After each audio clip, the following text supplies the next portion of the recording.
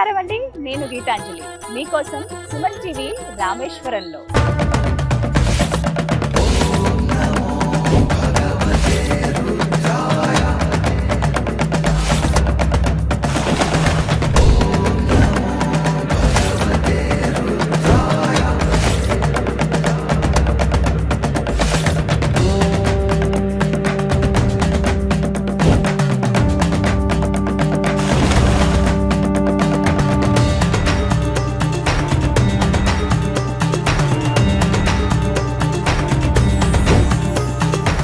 రామేశ్వరంలో Suman TV. ఇక్కడ అమ్మవారి పేరు పర్వతవర్ధిని.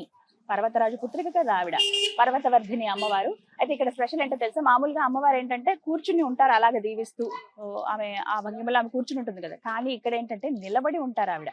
నిలబడి ఉంది, రాతిలోనే ఉంటుంది విగ్రహం. పచ్చటి చీరతో అలాగే పుష్పాలతోటి అలంకరించారు అమ్మవారిని. అలా అమ్మని చూసుకుని నెమ్మదిగా బయటకు వస్తుంటే, ఇవాళ శుక్రవారం, ఈ ప్రత్యేకం అంటే ప్రతి శుక్రవారం ఇక్కడ శ్రీ రామనాథ స్వామి కోవెలలో చాలా విశేషంగా పూజలు జరుగుతాయండి. అమ్మవారి ఉత్సవమూర్తిని తీసుకువచ్చి పూజలు చేసి శుక్రవారం రోజున అలాగే అభిషేకాలు అవన్నీ నిర్వహించి అలంకరించి ఊరేగిస్తారన్నమాట. మొత్తం ఊరేగింపు ఉంటుందన్నమాట.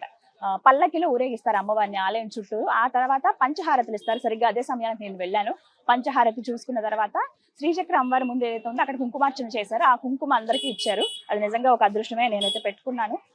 శుక్రవారం రావడం అనేది ఒక ప్లస్ పాయింట్. మీరు కనుక ఎప్పుడైనా వస్తే చూసుకోండి, ఒకవేళ కుదిరితే శుక్రవారం రండి. అలా అమ్మవారి పూజలో కూడా మీరు పాల్గొనొచ్చు అనమాట. విశేష పూజలు ఉంటాయి.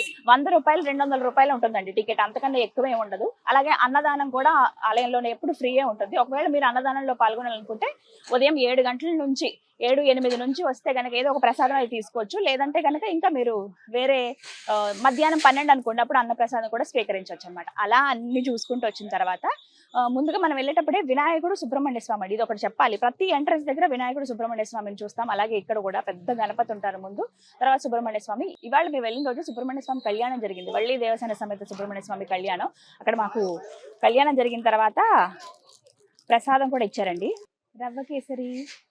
మామూలుగా మనం కొనుక్కునే ప్రసాదం వేరు, మీకు చూపించాను కదా ప్రసాదాలు ఏమేమి ఉంటాయి, చాలా 30 రూపాయలు 20 రూపాయలు ఉంటాయి. కానీ అక్కడ ఇచ్చిన ప్రసాదం వేరు కదా, స్వామి దగ్గరది. ఇవాళ కళ్యాణం జరిగిందని చెప్పి ఇచ్చారు. తర్వాత పూలమాలలు అవన్నీ ఇచ్చారు. చాలా సంతోషం అనిపించింది నాకైతే. చాలా చక్కటి దర్శనం అయితే జరిగిందండి. దర్శనం సమయాలు చెప్తున్నాను చూడండి. ఉదయం 7 గంటల నుంచి మీరు ప్రారంభిస్తే గనక పొద్దున్నే 5 నుంచి 6 వరకు స్ఫటికలింగ దర్శనం ఉంటుంది. ఆ తర్వాత గంట గ్యాప్ ఇచ్చి 7 గంటల నుంచి 1 గంట వరకు, మళ్ళీ 3:30 నుంచి 8 గంటల వరకు మాత్రమే ఉంటుంది. అయితే ఇవాళ శుక్రవారం కావడంతో వీకెండ్స్ లో ఏంటంటే కొంచెం ఒక అరగంట ఎక్కువగా 3:30 నుంచి 8:30 వరకు దర్శనాలు చేసుకోవచ్చు. ఈ సమయాలు ఒకటి మీరు గుర్తుపెట్టుకుని వస్తే చక్కగా దర్శనం చేసుకోవచ్చు. అసలు ఆలయం చూడాలంటే చాలా సమయం పడుతుందండి. నేను ఈస్ట్ గేట్ నుంచి వెళ్ళి ఈస్ట్ గేట్ తోనే మళ్ళీ వెనక్కి వచ్చేసాను. వెస్ట్ గేట్ అయితే అది ఎగ్జిట్ అనమాట పూర్తిగా. నార్త్ గేట్ అయితే 22 బావుల స్నానాలకు వెళ్ళడానికి అటు నుంచి వెళ్ళాలి. సౌత్ గేట్ అయితే ఈ 22 బావుల స్నానాలు ఎవరైతే ఆచరిస్తారో వాళ్ళు బట్టలు మార్చుకున్నారు. తడి బట్టలతో స్వామిని చూడకూడదు, అందుకని ఎలా చేయరు. అలాగా వాళ్ళు బట్టలు మార్చుకోవడానికి సౌత్ గేట్ దగ్గర ఉంటాయన్నమాట అన్ని ఏర్పాట్లు. అలా మొత్తంగా ఆలయం అంతా చూసేయచ్చు. మీకు ఒక పూట పడుతుంది. రండి, స్వామిని దర్శించుకోండి.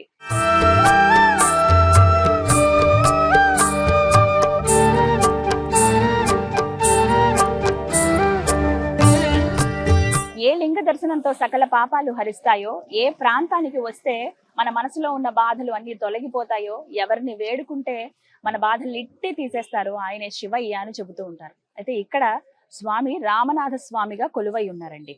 అందరికీ తెలిసిన కదా అసలు రామనాథ స్వామి ఎవరు, ఎలా విగ్రహ ప్రతిష్టాపన అందరికీ తెలిసిందేనండి. అసలు రామనాథ స్వామి ఎవరు అని అంటే, జ్యోతిర్లింగాలలో ఒక క్షేత్రం ఇది.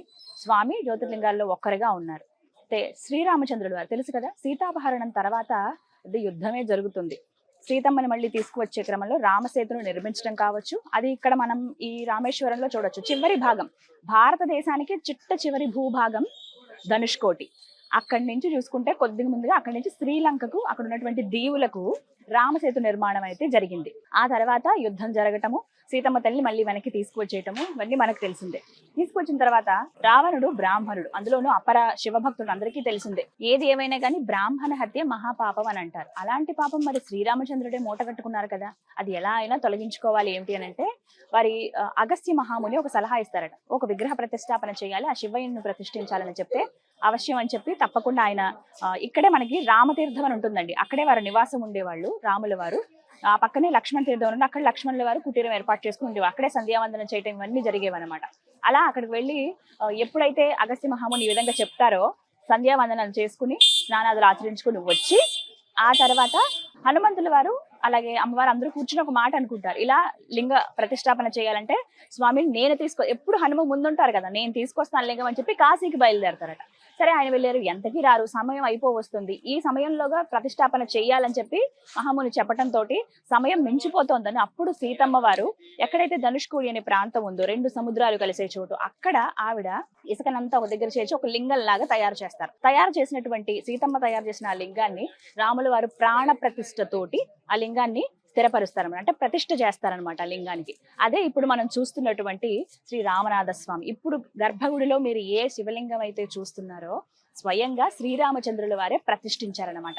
ఆ ప్రతిష్టాపనతోటి ఆయన బ్రహ్మహత్య మహాపాతకాన్ని ఆయన పోగొట్టుకున్నారట. అంటే అందుకనే చెబుతూ ఉంటారు, ఈ ప్రాంతానికి ఎవరు వచ్చినా అంటే తప్పులు చేసి వచ్చేస్తే అని అర్థం కాదు. అక్కడ కొన్ని తప్పులు చేసినప్పుడు మనం పశ్చాత్తాప పడతాం, మనస్తాపంతో ఉంటాం, ఇవన్నీ ఎప్పుడు మనం తొలచివేస్తూ ఉంటాయి. కానీ పశ్చాత్తాప పడగానే అయిపోతుందా? కాదు. కొన్ని క్షేత్రాలు తీర్థాలు దర్శిస్తే ఖచ్చితంగా వాటి నుంచి విముక్తి లభిస్తుంది అంటారు. అలాంటి క్షేత్రంలో ఒకటి ఈ రామేశ్వరం అని చెప్తారు.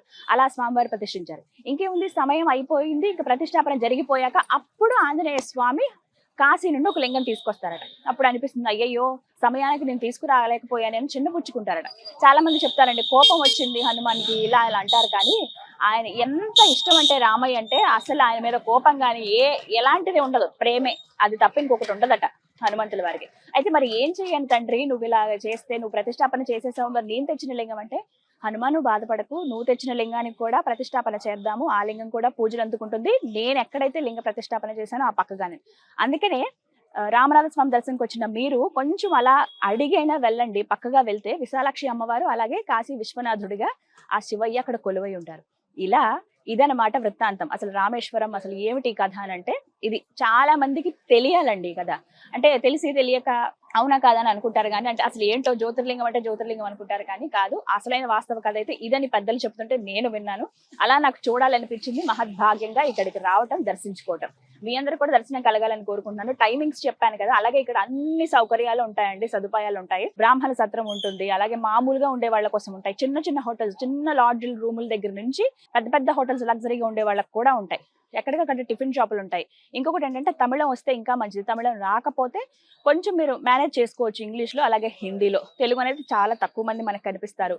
మనకి పక్కనే షాపులు చూపిస్తాను, చాలా షాప్స్ ఉంటాయి. కావాల్సిన వస్తువులు, పూజకు కావాల్సినవి కూడా కొనుక్కుని వెళ్ళొచ్చు, ఎలాంటి ఇబ్బంది అయితే ఉండదు. అన్నదానం ఉంటుంది, కావాల్సిన వస్తువులు ఆలయంలో కూడా తీసుకోవచ్చు. టికెట్స్ అనేవి కూడా రీజనబుల్ ప్రైస్లో ఉంటాయి, అన్నీ అందుబాటులో ఉంటాయి. కాబట్టి మీరు కూడా వచ్చి ఆ స్వామిని దర్శనం చేసుకుంటారని కోరుకుంటున్నాను.